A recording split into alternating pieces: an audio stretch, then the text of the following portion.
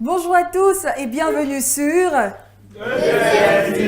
2EF TV, la chaîne de votre parcours.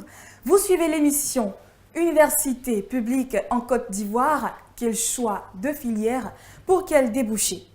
Vous vous posez des questions sur certaines filières? Vous avez des doutes sur leur crédibilité? Vous voulez savoir quels sont leurs débouchés? Eh bien, cette émission est vôtre. Il existe une panoplie de filières dans les universités publiques, mais aujourd'hui, nous allons nous focaliser sur la filière sciences économiques. Et comme vous le voyez, je ne suis pas seule, je suis entourée d'un public jeune et chaleureux. Public de 2EF TV, est-ce que vous êtes là?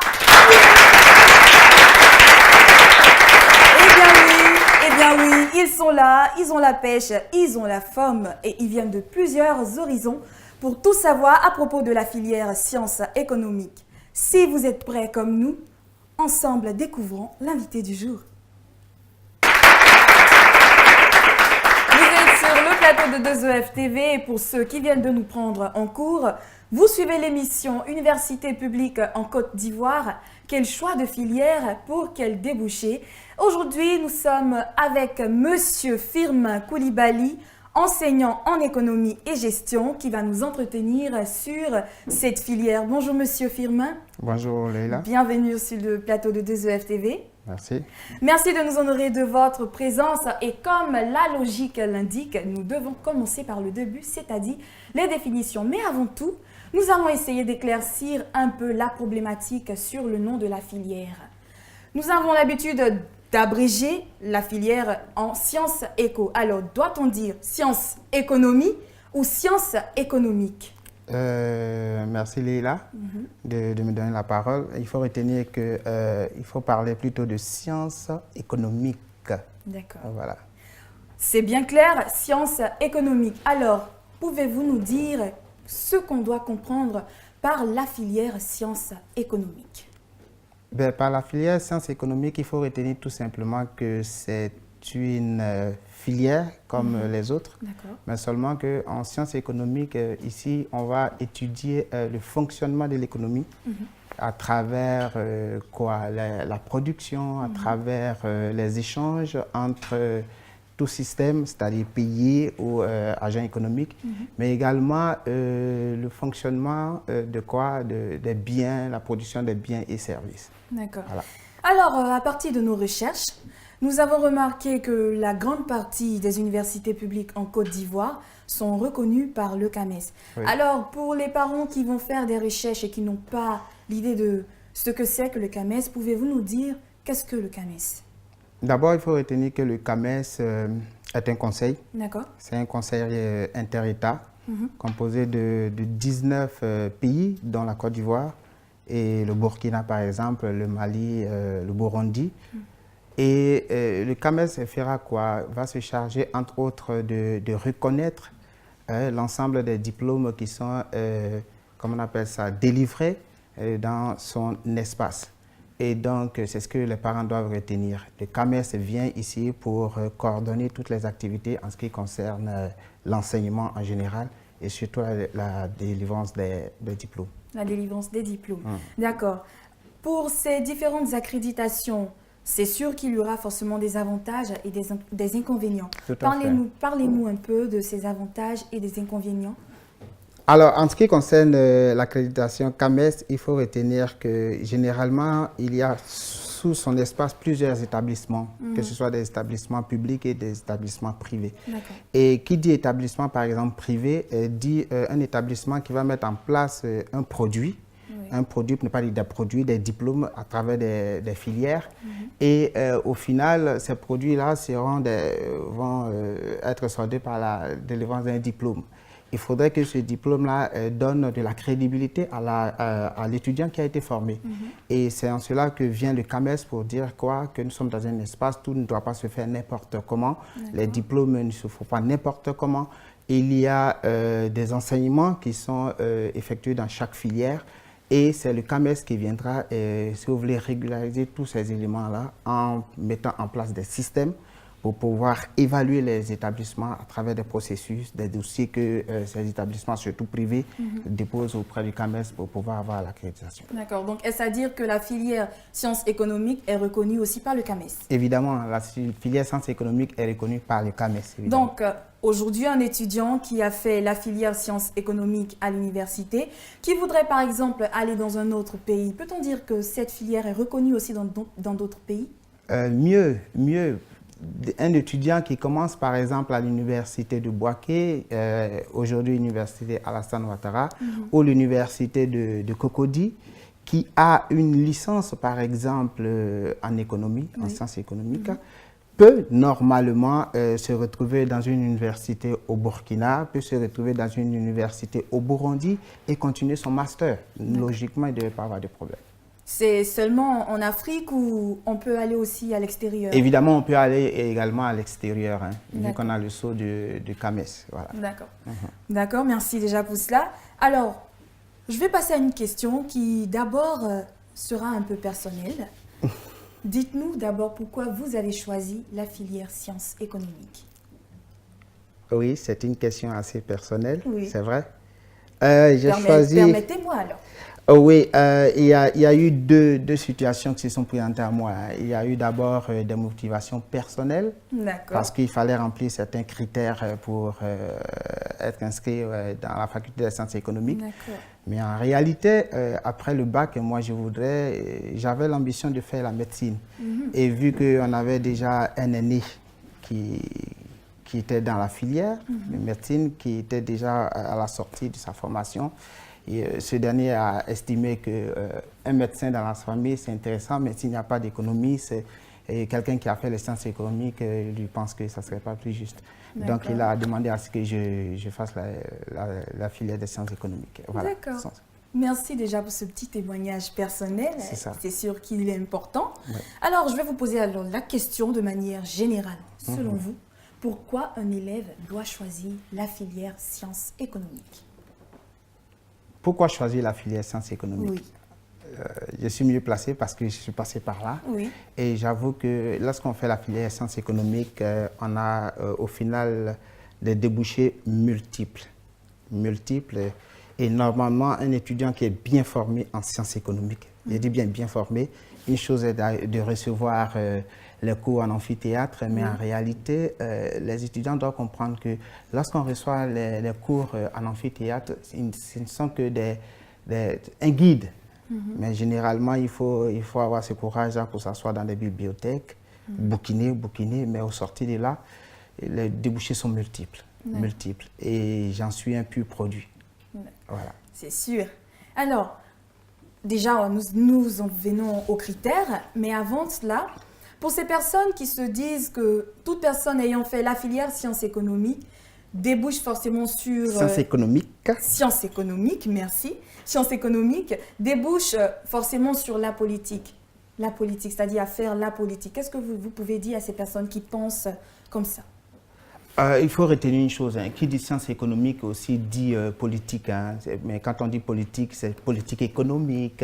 Il faut mettre en place des systèmes économiques, des stratégies économiques, l'économie de la santé, l'économie rurale, mais pas politique au sens politique comme on le dit chez nous ici. Mais c'est ce qu'il faut retenir. Mais qui dit sciences économiques dit forcément politique fiscale, tout ça, c'est la science économique. D'accord, donc parlons maintenant des critères. Quels sont les critères d'accès à la filière sciences économiques dans les universités publiques? Alors, généralement, dans les universités publiques, on vous dira par exemple, pour accéder à la filière des sciences économiques, il faut avoir soit un bac A1, un bac B, un bac C, un bac D. Et pour l'université que moi j'ai fréquenté, l'université Alassane Ouattara, on vous dira également, avec un bac E, vous pouvez avoir accès à la filière sciences économiques. Mais évidemment, ces séries-là sont ajoutées à ces séries, il y a des notes qu'il faut avoir. Par exemple, si vous avez fait un bac A1, on vous dira qu'il faut avoir en moyenne 14. Si vous avez en mathématiques, par exemple, 11 en français, 11 en anglais.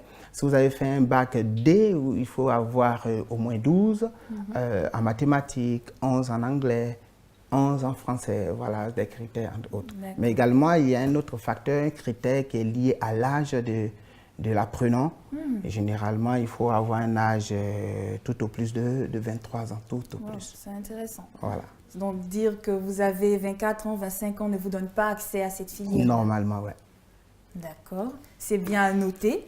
Alors, quel est l'impact que pourrait avoir cette filière dans l'émergence d'un pays? À cette ère où on parle d'émergence, quel pourrait être l'impact de la filière sciences économiques? Alors, j'estime que l'impact pourrait être celui-là où des étudiants bien formés, ce sont des étudiants qui peuvent se prendre eux-mêmes en charge à travers l'entrepreneuriat. D'accord. Voilà. Mais également, il faut dire que des étudiants bien formés en sciences économiques, ces derniers peuvent se retrouver à l'école normale d'administration, par exemple. Et tous ces facteurs-là peuvent concourir effectivement à l'émergence de ce pays-là. Parce que qui dit émergence dit l'entrepreneuriat quand même. D'accord. Voilà. Alors, avez-vous une idée du taux d'employabilité de cette filière sur le marché de l'emploi?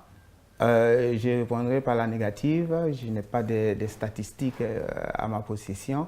Mais je peux vous dire que si vous passez par les sciences économiques, je pense que vous pourriez avoir des débouchés multiples. Je me répète. D'accord. Voilà.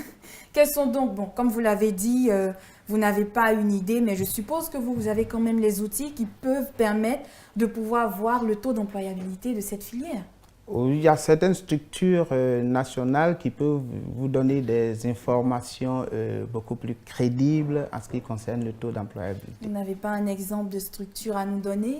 Ben, exemple de structure à vous donner, si vous passez par l'AGFOP par exemple, on peut vous donner plus ou moins des informations. D'accord, l'AGFOP, vous avez dit. Tout à fait. D'accord, alors, quels sont les quels sont les concours publics auxquels correspondent la filière sciences économiques? Parce qu'à vrai dire, il y a beaucoup de personnes qui font la filière, mais qui ne savent pas quels sont les concours auxquels ils peuvent participer. D'accord. À ce niveau-là, il faut retenir une chose. Lorsqu'on fait la faculté des sciences économiques, au sortir de la formation, on peut avoir généralement deux spécialités. La spécialité qui est liée à la gestion, mais la spécialité également qui est liée, j'allais dire, à l'économie publique. Alors, au niveau de l'enseignement, par exemple, vous pouvez vous retrouver dans un établissement tel que l'IPNEP, où vous allez faire la formation de professeurs, d'enseignants en gestion comptabilité, par exemple, ou alors en économie. Ça, c'est possible. Mais également, vous pouvez rentrer également à l'école normale d'administration, en abrégé ENA, où vous pouvez également accéder à des postes d'administrateurs financiers et autres, contrôleurs financiers et autres. D'accord, donc ce sont ces deux concours publics-là que vous pouvez nous donner? Généralement. Généralement, d'accord. Merci, Monsieur Firmin, déjà pour vos réponses concernant le choix et les critères d'accès à la filière sciences économiques. Nous arrivons déjà à la deuxième partie de notre émission, mais avant, nous allons faire une petite pause parce que c'est l'heure de la pub. Instant pub. Instant pub. Instant pub.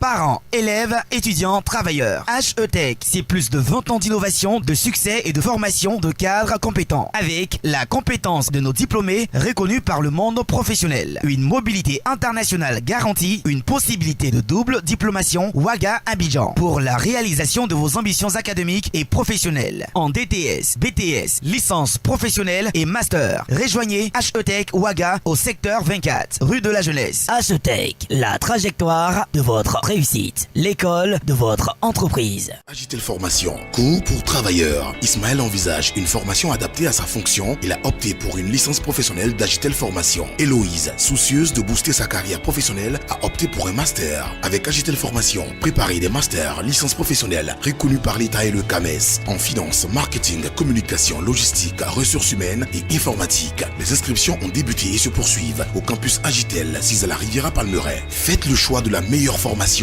pour vous aider à conquérir le monde du travail. Agitel Formation pour la mondialisation de votre formation. Instant pub. Instant pub. Instant pub.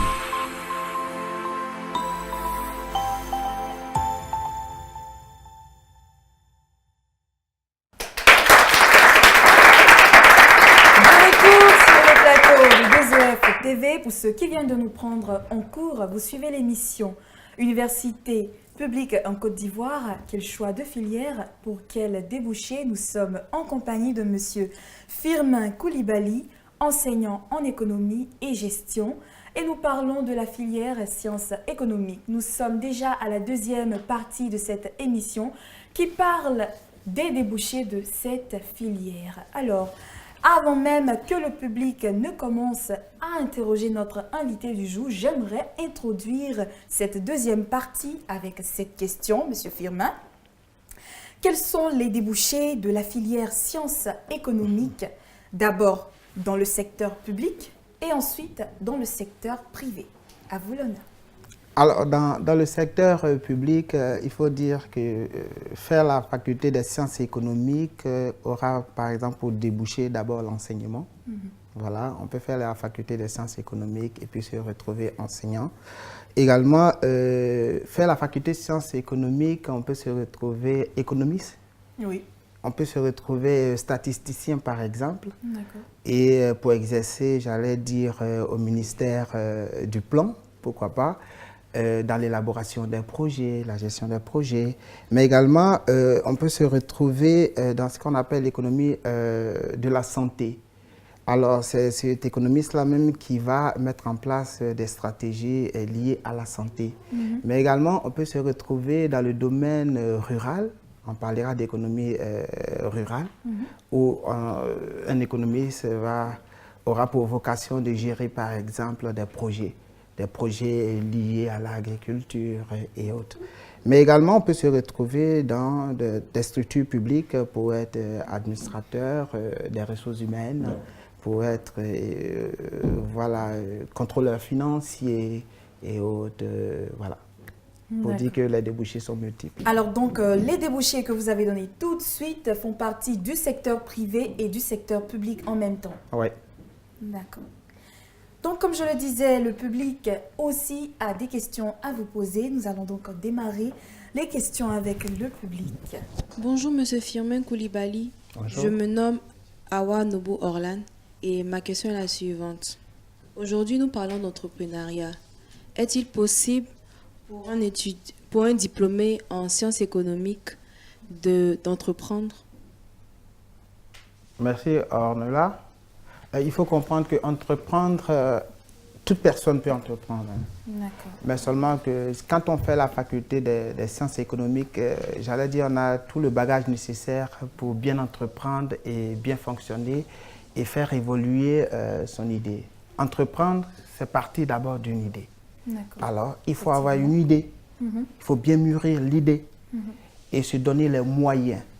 Les moyens, j'allais dire, financiers, mais surtout les moyens intellectuels pour pouvoir mener à bien cette activité-là. Vous partez toujours d'une idée, vous pourrez forcément réussir. Voilà. C'est ça. D'accord. Une autre question dans le public? Bonjour, monsieur Firmin Koulibaly. Bonjour. Moi, c'est Jessica Adoupo. Ma question, c'est la suivante. Pouvez-vous nous présenter quelques différentes possibilités de travail libéral pour un diplômé en sciences économiques?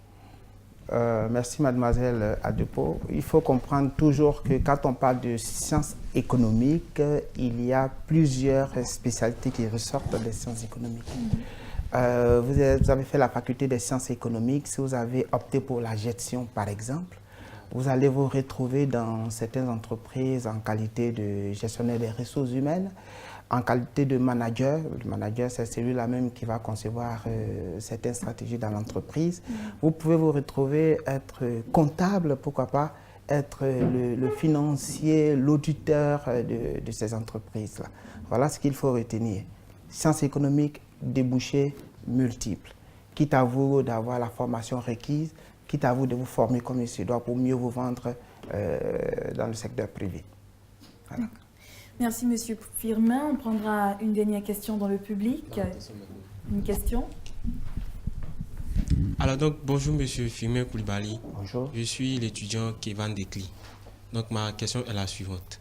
Le secteur privé étant un peu différent du public, selon vous, quelles sont les attentes de ce secteur relatif aux diplômés en sciences économiques des universités publiques?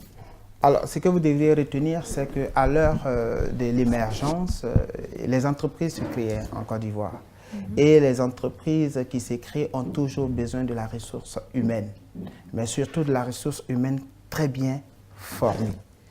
Et les attentes, j'allais dire, sont multiples. Toute entreprise qui se crée a besoin de quoi? J'allais dire d'un comptable, a besoin d'un auditeur, d'un gestionnaire des ressources humaines.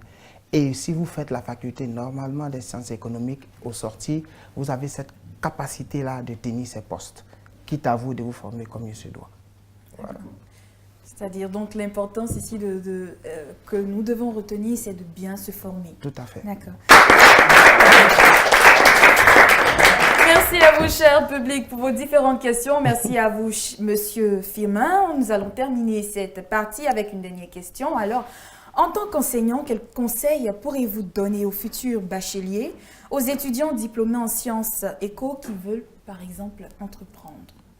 D'abord, on va parler des bacheliers. Quels conseils vous voulez donner aux bacheliers, aux futurs bacheliers? Alors, nous sommes sur ce plateau pour parler de la filière des sciences économiques. Oui. Pour les futurs bacheliers, je vous exhorte à faire la filière sciences économiques. C'est très important. Wow. Parce que tout simplement, qui fait l'économie est en mesure de comprendre plusieurs phénomènes, Effectivement. surtout phénomènes économiques dans un pays. D'accord. Alors, pour les étudiants, les diplômés en sciences économiques, je dirais, c'est vrai, une chose est de travailler dans une entreprise, mais une autre, et qui est celle que j'apprécie le plus, c'est de pouvoir travailler pour soi-même. D'accord. C'est-à-dire quoi? Mûrir une idée, mûrir l'idée, chercher toutes les informations relatives à l'idée, mettre en application cette idée. Au départ, ça sera forcément compliqué. C'est toujours comme ça. Quand on vient au monde, on vient dans des situations compliquées. Et donc, quand on entreprend, au départ, c'est toujours difficile. Mais comprendre que lorsqu'on fait des erreurs, ce ne sont simplement que des erreurs, mais il faut les corriger, ces erreurs-là, et avancer. Donc, je dirais tout simplement à ces nouveaux diplômés des sciences économiques et de gestion d'entreprendre. Entreprendre, c'est bon. On est plus à l'aise quand on travaille pour soi-même. Effectivement. Et ça, il faut le retenir. Voilà les conseils que je peux donner aux uns et aux autres. Alors, merci à vous, monsieur Firmin Coulibaly, d'avoir répondu à ces différentes questions et de nous avoir donné vos conseils. Merci à vous, cher public, vous avez été magnifique. Merci. Je rappelle, monsieur Firmin Coulibaly, enseignant en économie et en gestion.